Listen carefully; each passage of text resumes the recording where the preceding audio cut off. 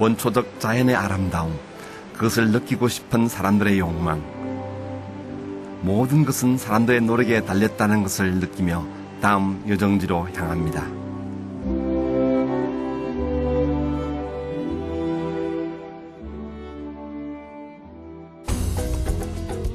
나이스나를 떠난 저는 남부 해안 가든 루트를 따라 인구 500만의 남아공 제2의 도시 케이프타운으로 갑니다.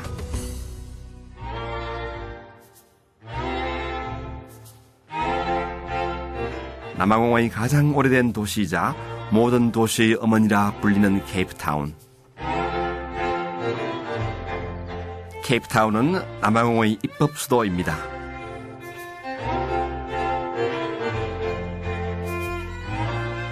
이곳은 원래 아프리카 동부, 인도, 동아시아 무역에 종사하는 네덜란드 동인도 회사의 선박 보급 기지였다고 합니다. 유럽인들이 남아공에 가장 먼저 세운 항구이자 유럽 식민지 최초의 전초 기지였던 곳이죠.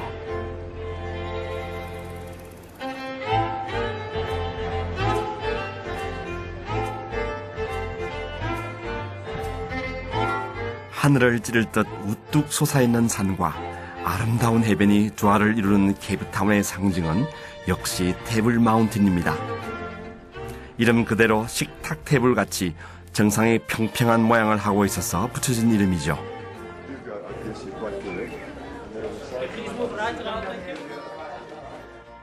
관광 시즌에는 여기 올라가려면 한 2시간 이상은 줄을 서야 됩니다. 그만큼 사람들이 많이 오고. 사실은 남아공 오면은 여기 테이블 마운틴 안 올라가면은 사실 남아공 안 온 거죠.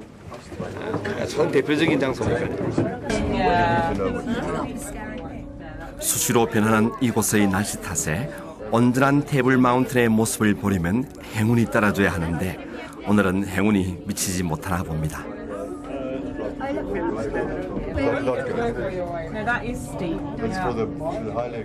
하얀 구름을 이곳 사람들은 식탁을 덮는 식탁보라고 한다는군요.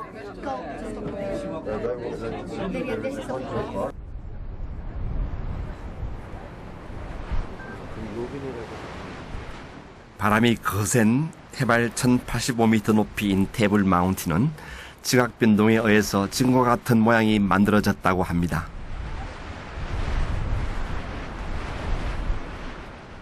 케이블카에서 내려 테이블 마운틴의 정상에 서면 끝없이 펼쳐진 인도양과 케이프타운 도시 전체를 한눈에 내려다볼 수 있습니다. 위에는 굉장히 춥죠? 제가 장갑 낀 이유가 있습니다. 준비해온 이유가. 저 밑에 보이는 게 로빈 아일랜드입니다. 굉장히 가깝게 보이죠? 구름 때문에 희미하게 보이지만 넬슨 만델라가 수감 생활을 했던 곳으로 유명한 곳입니다. 또한 테이블 마운틴에는 자연을 좋아하는 사람들이 꼭 가봐야 할 곳이 있는데요. 유네스코 자연유산으로 지정된 케이프 식물 군락지입니다. 여기 케이프타운 지역에만 세계적으로 자생하는 식물이고요. 한 1460가지가 된다고 그래요. 그러니까 식물학적으로 이 내셔널 테이블 마운틴 에리어는 굉장히 중요한 지역입니다. 세계적으로 또. 그 중에 프로티아라는 종류가 있는데 그게 바로 남아공화국의 국화입니다. 특히 자연보호에 엄격한 남아공에서는 들꽃 한 송이도 함부로 꺾지 못한다고 합니다. 천혜의 식물 군락지답게 야생동물도 많은데요. 나이스나에서 보았던 다시가 이곳에도 사는군요. 날이 개이는 듯한 이쪽은 대서양입니다. 반도에 위치한 테이블 마운틴의 한쪽은 인도양, 그 반대쪽은 대서양을 마주하고 있죠. 때문에 이곳 날씨를 예측하기 힘든 거죠.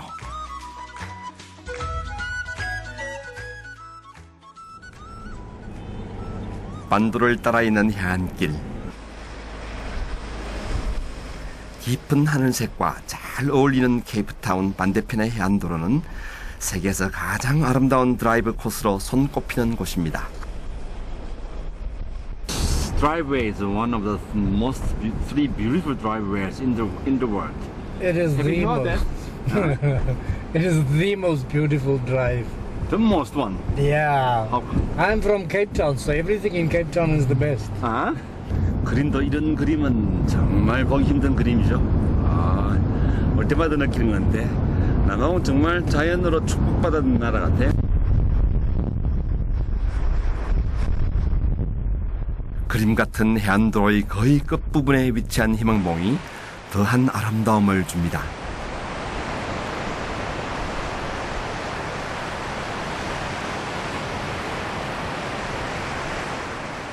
사실 아프리카 대륙의 최남단은 이곳 희망봉이 아니라 동남쪽의 아굴라스 곳인데요.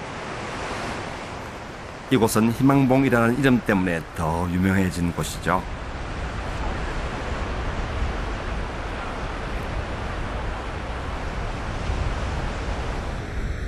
15세기 말에 서양인들이 포르투갈의 항해자들이 처음으로 여기에 도착했어요. 물론 배를 타고 여기 온 건 아니고요.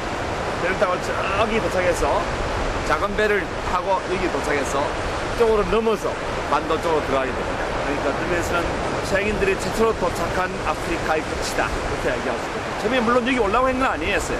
이렇게 돌아서 인디양으로 해가지고 인도로 가기 위한 항로를 발견하기 위해서 이 루트를 택했습니다. 여기 넘어가면 이제 대서양과 인도양이 만나는 지점이 있죠. 그래서 여기는 처음에 서양인들이 내렸기 때문에 이 지명을 포르투갈 사람들이 희망봉이라고 이름을 붙인 거죠. 희망봉을 처음 발견한 포르투갈 사람은 탐험가인 바돌로메오 디아스. 희망봉의 앞바다는 파도가 거세기 때문에 처음엔 폭풍의 곳이라 이름 지었다는데요. 이후 주왕 2세에 의해 희망봉으로 그 이름이 바뀌고 바스코다가마에 의해 인도 항로의 발견과 식민지 개척의 전초기지가 되었습니다. 저기가 희망봉이네요.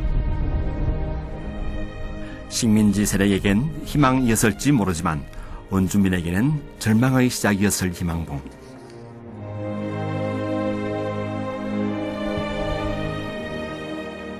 희망봉에서 가까운 곳에 등대가 하나 있습니다. 1860년에 만들어진 희망봉 등대로 높은 절벽 위에 세워진 이곳 등대 전망대에서 바라보는 바다는 더없이 아름답습니다.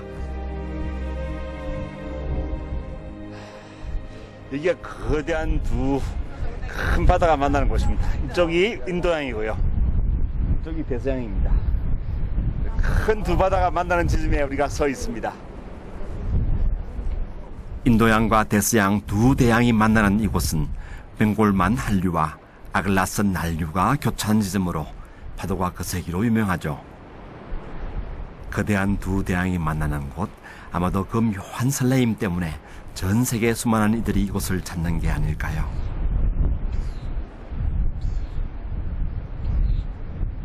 그런데 뜻밖에도 이곳에 사는 반가운 동물을 만났습니다. 바로 아프리카 펭귄이네요.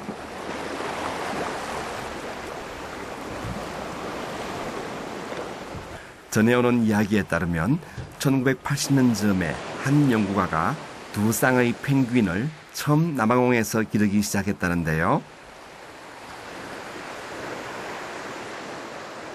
그것이 발단이 되어 30년이 지난 현재에는 남쪽 볼더스 해변이 수천 마리의 펭귄으로 뒤덮일 정도가 되었다고 합니다.